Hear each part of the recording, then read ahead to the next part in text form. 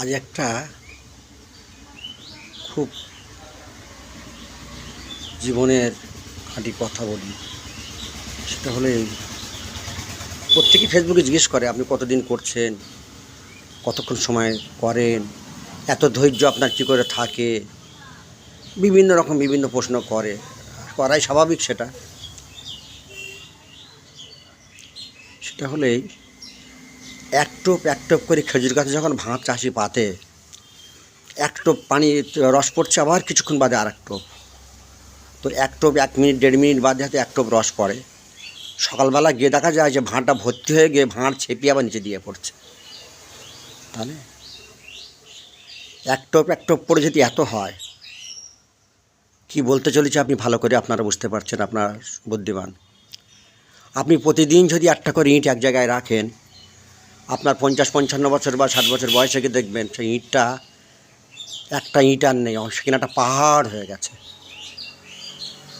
তদরূপ প্রতিদিন 5 ঘন্টা 6 ঘন্টা করে আমি মেহনত করি এই ছবিগুলোর পিছনে। তাহলে কটপ থেকে কটপ রস পড়ছে, কটা ইঁট সেখানে জড়ো হচ্ছে। এর থেকে বোধহয় ভালো উত্তর আমার কাছে আর নেই। তাই এই যে সঞ্চয়গুলো, সেটা একদিনের নয়, দীর্ঘ 60 বছর বয়স হতে চলেছে। 4-5 বছর বয়সের পরের থেকেই আমি কাজটা শুরু করেছি। আর শুধু করিনি, আমি একেবারে নিবিড়ভাবে এটাকে আমি ভালোবাসি। মানে নিজের কথা বলতে নেই, আবার বলতে হয়, না বলি লোক জানে না। আমি ভালো করে কোনো দিন আমার শরীরে কোনো দিন সাবানও মাখিনি। আমি ভালো করে কোনো দিন পেট ভরে খাইনি সময় চলে যাওয়ার জন্য। সেই সময়গুলো এখানে আমি রেখেছি, যার ফলে এই এত বড় বড় ছবি, বিশাল আকারের ছবিগুলো আমি করতে পারি। যেমন এই যে ছবিটা আপনারা দেখছেন, এটা 13 মাস সময় লেগেছে, প্রতিদিন 6 ঘন্টা করে। হ্যাঁ, কোনো দিন 7 ঘন্টা, কোনো দিন 4 ঘন্টা, কোনো দিন 3.5 ঘন্টা।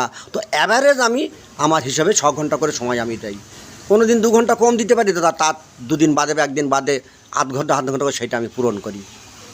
মানে কি বলতে পারে 6 ঘন্টা আপনি কী করে কন্ট্রোল করেন? এইটা হয়তো 2 দিন কাজ কম করলাম, রবিবার দিনকে একটু কাজ কম থাকে, সেদিনকেও একটু বেশি করে ডিউটিটা করলাম।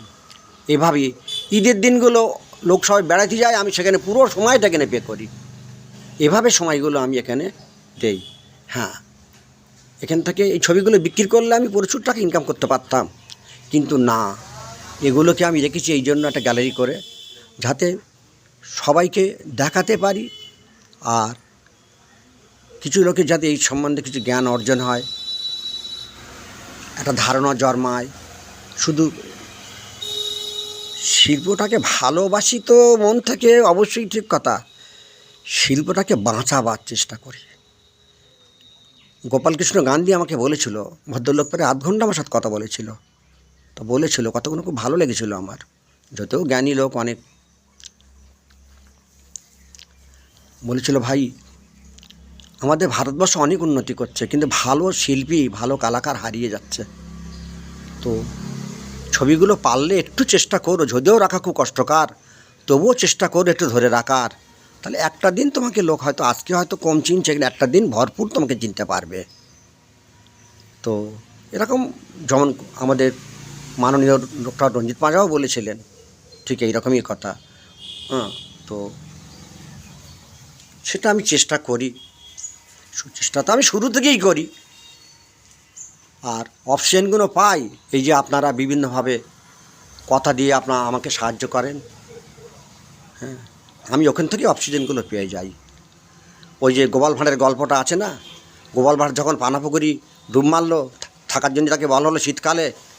তা সকালে এসে যখন গোপাল ভাঁড় প্রাইজ চাইলো যে আমি তো রাত্রিবেলা ছিলাম, আমার প্রাইজটা দেওয়া হোক। রাজামশাই বললো, কী করে তুমি ছিলে এত এত কাঠফাটা ঠান্ডায়? তা বলেছিল গোপাল ভাঁড় যে আমি পানাপুকুরে ছিলাম, কিন্তু চোখ দুটো পানার থেকে ওপরে বার করে আপনার জানলার পাশে একটা টিমটিমে আলো জ্বলছিল, ওই আলোর দিকে তাকিয়ে আমি ভর রাত তাকিয়েছিলাম। তা রাজামশাই বলেছিল যে তাহলে তো তুমি তাপ পেয়েছো, তোমাকে তো প্রাইজ দেওয়া যাবে না।